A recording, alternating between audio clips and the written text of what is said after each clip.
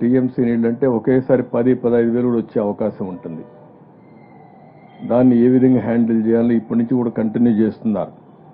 Breach close చేశారు, height పెంచుతున్నారు, దానికి రాత్రింబగళ్ళు పనిచేస్తున్నారు. మళ్ళా ఒకసారి సమీక్ష చేసుకుంటాం, ఇంకా పెంచమని చెప్తాం. సిటీకి కూడా 0.37 టీఎంసీ నీళ్లు వచ్చే అవకాశం ఉందని ఐఎండీ చెప్తున్నారు. అది వస్తే కొద్దిగా పెరగవు, కానీ తరగవలసిన నీళ్లు తగ్గవలసిన నీళ్లు కొంచెం తక్కువగా తగ్గే అవకాశం ఉంటుంది. లేకపోతే రేపు సాయంత్రానికి ఎల్లుండికి పూర్తి కావాల్సింది ఇది ఇంకొక హాఫ్ డే అట్లా లేట్ అయ్యే అవకాశం ఉంది.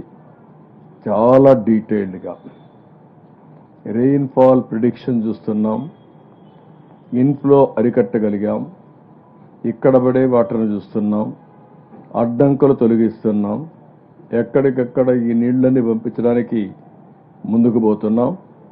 నేను ఎక్కడికి పోయినా ఈరోజు అడిగింది, మీరు ఏం చేస్తారో మాకు తెలియదు, మేమంతా కూడా నిద్ర లేని రాత్రులు గడిపాం, భయంకరమైన రాత్రులు గడిపాం.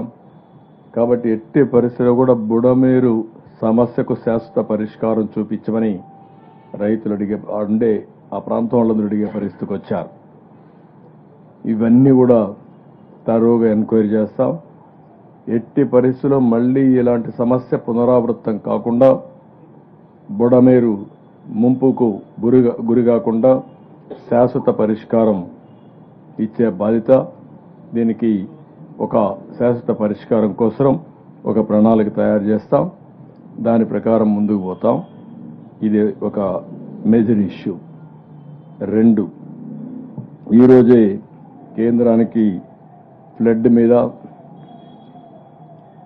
ఏ విధంగా డ్యామేజ్ జరిగాయి, ఎంత డ్యామేజ్ జరిగింది, ఏ విధంగా అడగాలనో ఒక ఫస్ట్ రిపోర్ట్ పంపించాం. దీని ప్రకారం 6,880 కోట్ల రూపాయలు అడిగాం. దీన్ని ప్రాసెస్ చేసి వాళ్ళు ఎంత తొందరగా వీలైతే తొందరగా చేస్తారని ఆశిస్తున్నాం. ఇది కాకుండా ఈరోజు రొటీన్గా చేసే పనులన్నీ కూడా చాలా వరకు మేము పంపించేటన్ని కూడా క్లియర్ చేస్తూ వస్తున్నాం. ఉదాహరణకు మీరు చూస్తే ఈరోజు కూడా మార్నింగ్ బ్రేక్ఫాస్ట్కి అయితే 4,17,080 మందికి పంపించాం. లంచ్ 2,98,970 మందికి పంపించాం. డిన్నర్ 1,47,340 మందికి పంపించాం.